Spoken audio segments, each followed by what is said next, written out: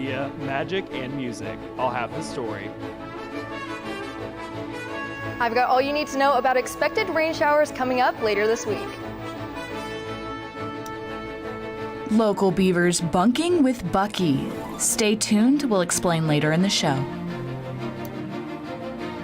Broadcasting live from the University of North Texas, this is ntTV Nightly News.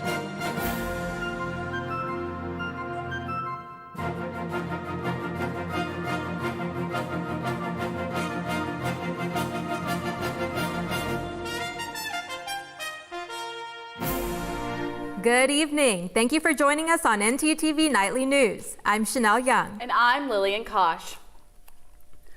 President Biden met with America's biggest economic competitor. With everything from fentanyl to world peace on the line, Karen Kaifa has Washington's overview of the meeting.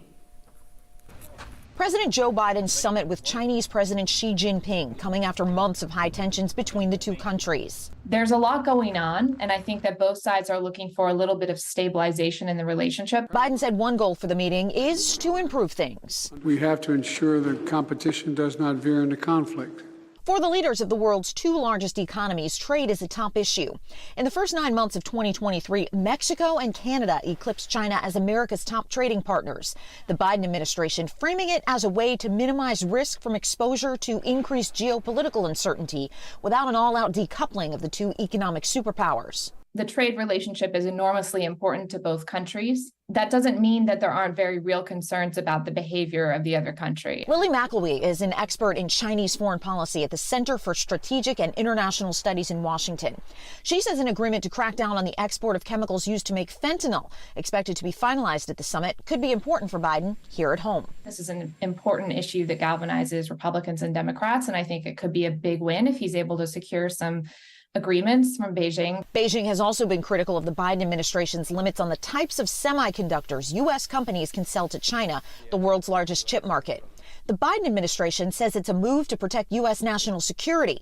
Beijing has accused Washington of weaponizing trade and tech issues. In Washington, I'm Karen Kaifa.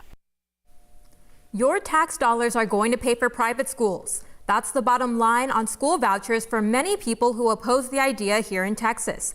And if you were driving along Carroll Boulevard earlier this week, you witnessed many of those people. Their goal is to encourage State Representative Lynn Stuckey to vote against the bill. It would provide families to apply for money from this tax dollar pool to be used for private school tuition. Over 4,000 voters have signed a petition against this move. Governor Greg Abbott has made school vouchers a cornerstone for this special session, but there's still a significant opposition to it.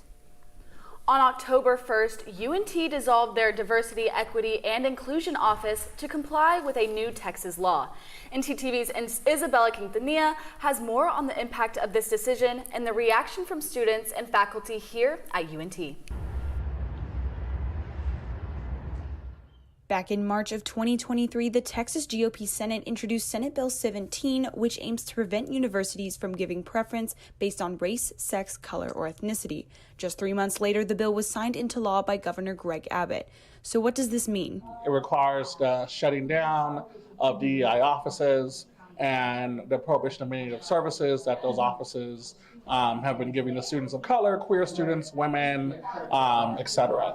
On August 1st, UNT President Neil Smatresk announced through an email that UNT would be dissolving their DEI office on October 1st. This left many students and faculty alike in shock and unsure of their future. I mean, it's an office that's like telling like, hey, we see you, we support you, we're going to help you with what you need. And now that they don't have it, it's like, where do you go when you have like these concerns and questions that you may not feel comfortable sharing with the main part of campus? You know, it's very sad to see, especially with just UNT being that so like pro-diversity, seeing them be one of the first Texas schools to do that. It's just very like, why? For years, UNT's DEI office has supported minority students, faculty, and organizations. Many at UNT are concerned about the consequences of losing that. As a minority, you already like feel like that mistrust with like any organization. You have to you always have to like question, do they side with you? Do they validate you? Do they support you before you can give that? So I feel like this is definitely like kind of a blow to a lot of students' trust within their like campuses, and that's like an important thing. But I am concerned for our students being able to navigate in this kind of environment, to be able to get all the help and assistance and support they need. And then also, I'm concerned about recruiting new faculty to come here, because how many faculty of color and women and people with disabilities are going to want to come here if we are not offering diversity, equity, and inclusion. While our university has come a long way in terms of diversity and inclusion, the white demographic still makes up the majority in both students and faculty. The major concern is that this new law will only widen that gap. It's important to have people who look like you on campus to support you. If those people aren't there and that those programs aren't there, then you might not feel supported and you might not want to come to school here. SB 17 will go into effect on January 1st, but only time will tell what the long-term impact of this will be on our campus and on campuses across Texas. In a country and in a state that has seen so much historical exclusion against people of color and women, and I now see that the tools used to remediate that exclusion are now being stripped away from institutions who are really seeking to create more belonging and acceptance and welcoming for all of their students. It's a troubling and just concerning time in the history of Texas and history of our country. And that story is from ntTV's news director, Isabella Quintanilla. Lillian, girl, as always, I am absolutely loving your outfit. I see you with the green, showing a little bit of skin. Thank you. Yes, well, it hasn't been cold enough to, break out the long sleeves. I've been wanting to wear this for a while, so today it felt really good. Let's see if our weather anchor, Brooke Deering, can let me know when it's time to swap these short sleeves for a cozy sweater. What do you think, Brooke? Well, guys, this week is definitely going to be the time to break out those warmer clothes. If we take a look at our current conditions, the temperature right now is at 71 degrees with slower wind speeds at 5 miles per hour. Now, it's been a pretty sunny day, but if we head into tonight, we're going to see those clouds roll in as the temperature drops into the 40s. It's going to be at 48 degrees with the same wind speeds at 5 miles per hour. Now, if we take a look at tomorrow's conditions, it's going to go back up, but only to the 60s. We're seeing the temperature at 69 degrees, and with those 10-mile-per-hour wind speeds, it's going to feel a little bit cooler at 67. Now, I'll be back later in the show for your full weather update. Back to you at the desk. Thanks, Brooke. Well, if you find yourself on our side of campus today, you might notice an event going on in the RTFP building. Yeah, I actually noticed a huge crowd of people on my way to the studio. Reporter Landry Brady is actually out there right now to let us know what's going down. Landry? Thanks, guys. I'm here in the Radio, TV, and Film building on campus where the UNT Division of Composition Studies is hosting a media music mixer. Tonight at 5:30, there was a presentation by Emmy Award-winning composer Bruce Broughton on collaborating with fellow composers. I'm here with one of UNT's professors of composition and media arts, Drew Schnurr. How are you doing this evening? I'm doing great. Alrighty, thank you so much for being here. Could you tell me about the event that's happening right now? Well, in fact, it's happening. Bruce Broughton is speaking as we speak, and tonight's event is really about bringing students together. UNT College of Music is an enormous college. We have 1,300 music students and about 100 composers in the Division of Composition Studies. Many of those composers are working to become media composers. In the Department of Media Arts, we have 1,300 students working to develop their skills and careers in media. Mm-hmm. So one of the things that we love to try to do between these two areas is to bring students together. But for many of them, they don't really know how to do that. An aspiring filmmaker might not know even how to talk to a composer, and vice versa. So it's really about bringing students together and talking to them about how to start those first creative relationships. Amazing, amazing. And it's so glad that students get that opportunity to speak with him and work together. Yeah, well, that's absolutely. Actually all the time that we have for today. Okay. Thank you so much for being here. We really appreciate you. Absolutely. Now back to you guys in the studio. Thanks, Landry. Sweet potato, cranberry sauce, and pieces of honey cornbread. What do these three have in common for Thanksgiving? Stay tuned to find out. And beavers are making a splash here in Denton. We'll have more on that story later this evening. Has this ever happened to you? My bike! My bike is gone! Stolen bikes are an epidemic sweeping college campuses across America. What am I supposed to do? It's quite simple. The We Mean Green Fund has partnered with the UNT Police Department to offer free bike locks to any UNT student with a bike. Just show up with your bike in tow and ask. Now I'll never lose my bike ever again. Enough worrying. Get your bike lock today.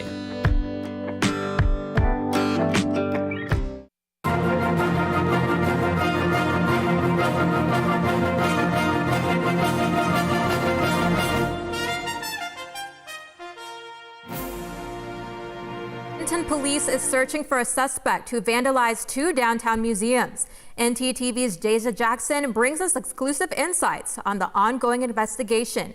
This sheds light on the impact that it had on our community and the efforts to restore these cultural landmarks. Deja? Thanks, Chanel. I'm in downtown Denton, where I'm standing in front of one of 2 museums that was vandalized. This past Monday, Denton police released the images of the suspect who vandalized the Bailey Shelby's house in the Denton County African American Museum. On September 23rd, a staff called about a man throwing a rock through a window of a door, continuing the same act on the other side of the house. None of the broken glass allowed the man to access the house. However, it cost Denton County around $3,500 to repair. The staff member was able to show police surveillance footage of the man using a rock to break in. According to the footage, a suspect is 5'10" white male, black hair, wearing glasses. Anyone with any information about the suspect can report an anonymous tip at 1-800-338-TIPS. That's all I have for you. My name is Deja Jackson, reporting live for ntTV. Back to you at the desk. Thanks, Deja. Well, my favorite place to be during the holidays is the ice cream aisle. I know it's cold, but ice cream. I like all the seasonal flavors. Girl, you know what? Me too. And you know what's so crazy? Every time I think that the ice cream industry has done it all, they definitely prove me wrong. Yep. This year, Baskin-Robbins has come up with a Thanksgiving flavor called, drumroll please, Turkey Day Fixins. Hear me out. There's actually no turkey in the ice cream, but you will find a blend of sweet potato, cornbread, and cranberry sauce that will give your grandma's dinner sides a run for their money. I don't know about that, but I'm definitely gonna have to try it out, but maybe not right now, because with this cold weather, I don't think that ice cream's the way to go. Oh yeah, maybe a pie or apple turnover would definitely be good for this cooler weather. Brooke, what dessert do you think would pair well with this upcoming weather?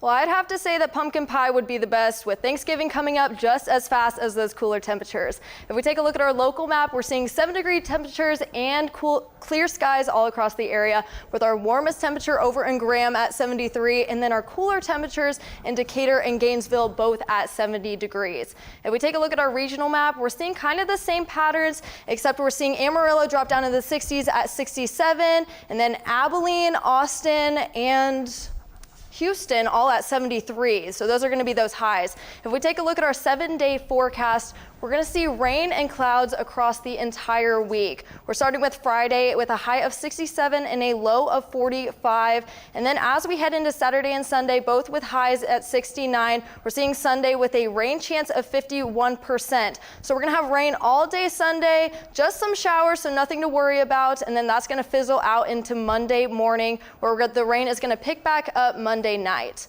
Now we're going to end the week with some sun on Wednesday with 59-degree temperatures and lows of 40. Now, that's all I have for you this week. I'm Brooke Deering with ntTV Weather. Back to you at the desk.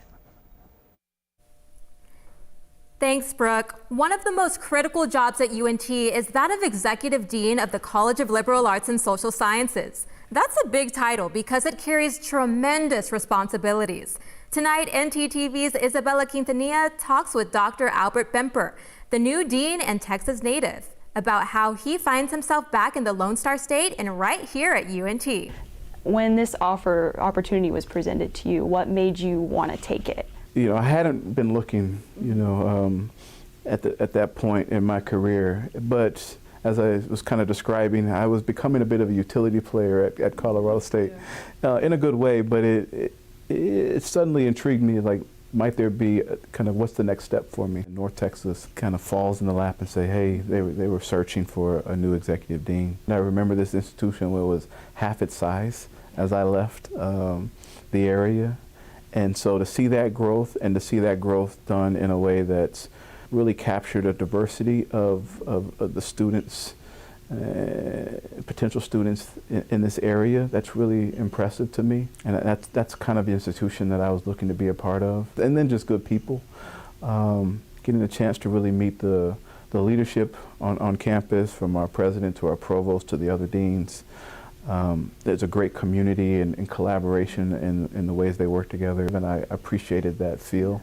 And that same drilled down into the college of our department chairs, across all of our different academic units. They are also very collaborative, and I think that's a good culture to walk into. How did it feel to come back home?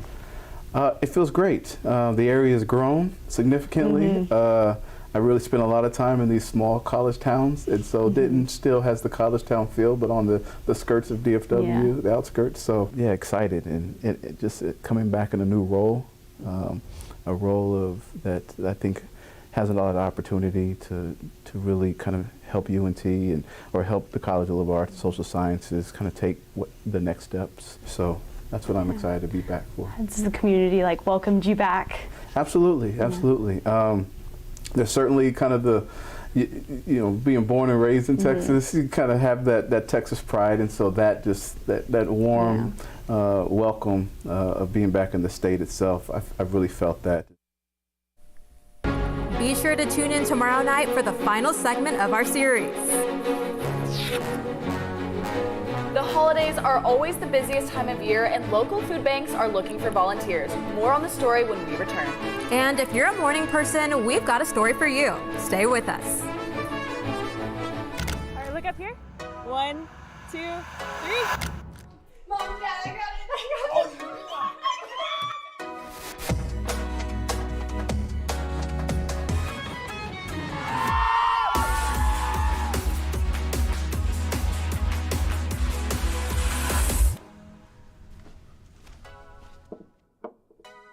You're right, Mom.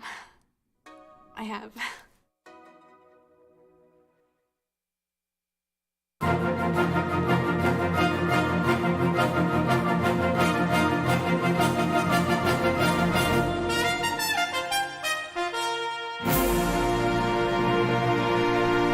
With Thanksgiving right around the corner, we've got a whole lot to be grateful for. But this holiday isn't just about giving thanks. It's about kindness and togetherness. ntTV's Seth Wickman tells us how Denton locals are coming together to prepare for the festivities, one act of kindness at a time. Thanks, ladies. The Hope Family Enrichment Project here in Denton is hosting a food drive at the Mount Calvary Baptist Church this Saturday to serve people and help them celebrate Thanksgiving traditions. The organization is searching for around 100 volunteers to help assemble meal kits to distribute with the typical Thanksgiving foods and desserts. If you or someone you know is interested, register or volunteer at match.org and search for Project Hope Family Enrichment. But there are other places in our area looking for contributions that they can distribute this holiday season. My colleague, April Peardon, is at Our Daily Bread on what is on their wish list. April? Thanks, Seth. That is right. The holidays are coming up, and for most of us, you know what that means. Food, and more food. But for some of us in our community, a Thanksgiving feast is out of reach. For the hungry of Denton, right in the loop, there's an organization called Our Daily Bread that not only serves fresh meals, but also provides clothes and showers for anyone in need. Our Daily Bread is currently in need of donations like hygiene products, clothing, cleaning supplies, pet supplies, and kitchen items. The shelter is open from 8 a.m. to 8 p.m. with an emergency shelter open overnight. Breakfast, lunch, and dinner are served 7 days a week, and it's first come, first serve. What better way to enjoy the holidays than to serve our community by donating items that will feed and clothe those that will otherwise go without. That is all I have. Back to you guys in the studio. Thanks, April. I mean, she's right. Food is a huge part of celebrating with your friends and family. But after all that eating, staying active is just as important, especially when days get dark and cold. For sure, I definitely agree. And you know, one group on campus is gathering each Sunday at 6:30 a.m. to play this up-and-coming sport. Our very own Jalen Alexander and Drew Maurer had the chance to see what Ultimate Frisbee is all about. Ultimate Frisbee is a pastime for plenty of people. However, this particular group makes the sport something that is accessible for everyone. It's very easy to contribute to the game and be productive right off the bat. First day you're playing the sport, as long as you can catch a Frisbee and throw a Frisbee and run around a little bit, you're going to be helping your team out, and that feels great. It's a lot of fun for all levels. Everybody that comes out gets to have fun. We have some newer folks that come in, and we have some old folks. We try to include the people that come join us so they don't feel like they're left out just because they're new to the group or to the sport. And it's as easy as that.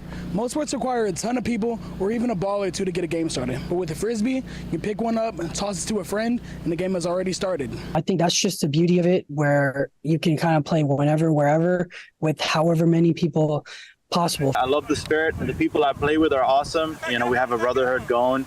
I know what to expect when I come out. It's not going to be any crazy rowdy business where, you know, you might get into a fight. It's nothing like that. It's just everybody's out here having fun.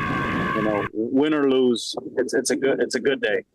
As simple as the game of Ultimate Frisbee might seem, it takes a whole lot of dedication. Rain or shine, bright and early, this group shows up at Tejas Park in Plano each and every week. It's been a weekly commitment just to see those guys get better as well as myself get better. It's just super awesome. We've built a friendship just off every single week. ntTV News, I'm Jalen Alexander.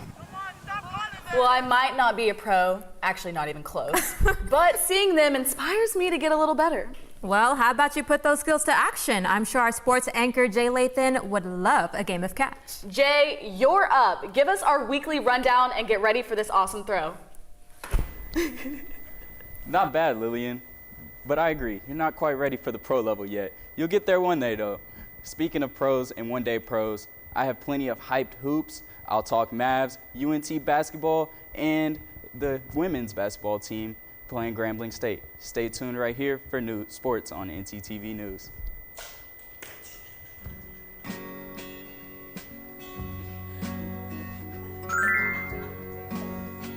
I'm here to rescue you.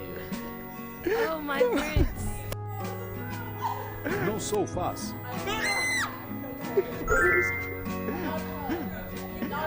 This tour is going to be awesome.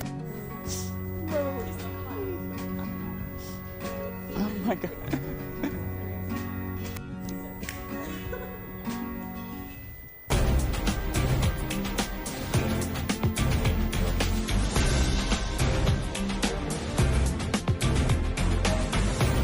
The Mavs played against the New Orleans Pelicans last night in the NBA's play-in tournament. The scoring started with a Luka Doncic 3, but not much else after that, finishing the night with 16 points and only shooting 31% from the field.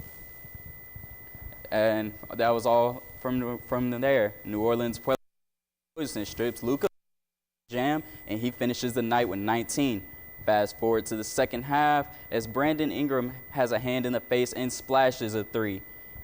He wasn't finished though, pushing the pace. He throws one up to the heavens, and big man Zion Williamson comes down with the jam. On to the fourth. The slender man wasn't finished. He's swerving through the Mavs defense for the lay.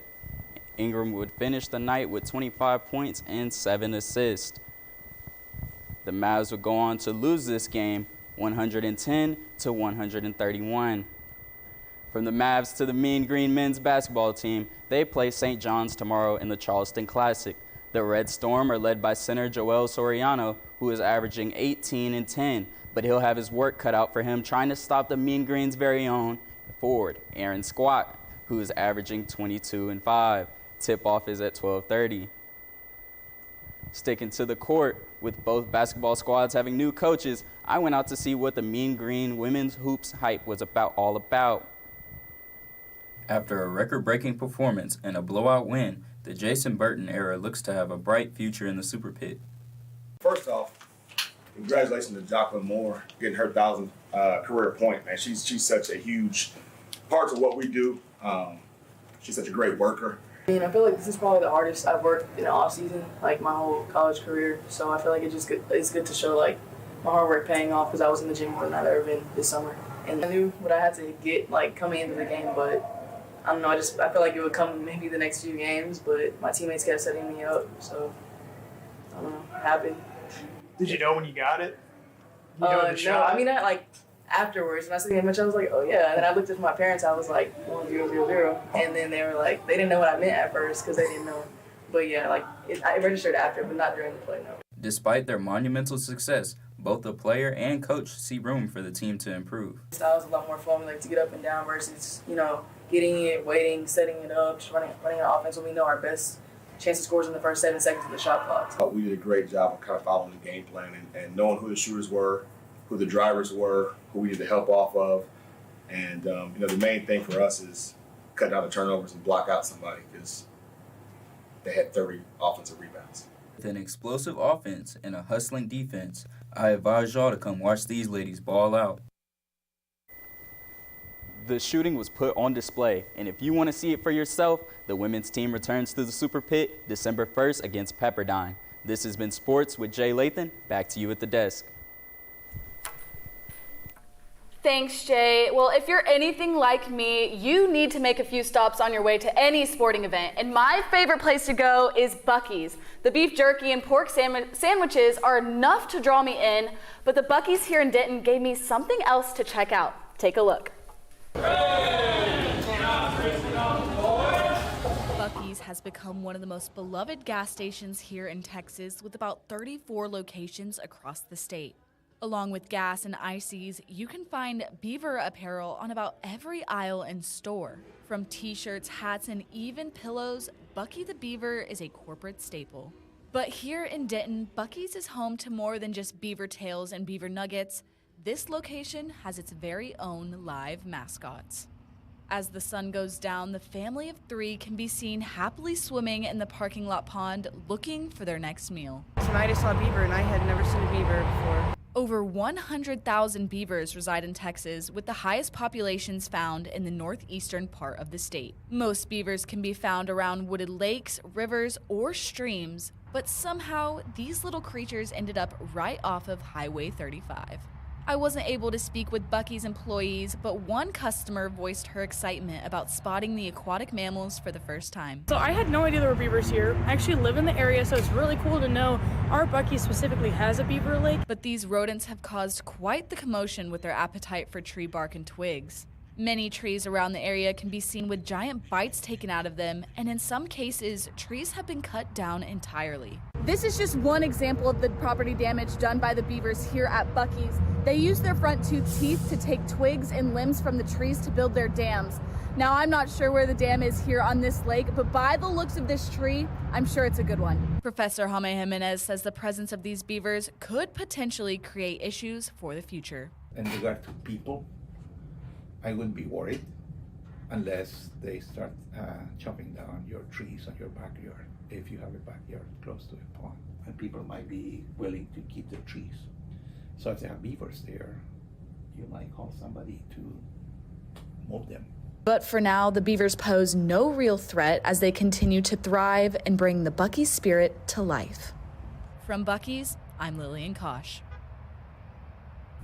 They're so cute. They bring me so much joy. Honestly, Lillian, I'm not gonna lie. I'm so jealous you got to see those cute beavers. I really want to see one. Well, after the show, when it gets dark, we'll definitely have to go out there. Oh my gosh, let's do it. Oh my gosh, I'm so excited. Okay, guys, we're gonna hurry up and go to see the beavers. Thank you so much for watching ntTV Nightly News. Join me again tomorrow at noon at the UNT Union balcony for a special edition of North Texas Television. It went so good. The beavers are gonna make me cry. I love this. Do not cry.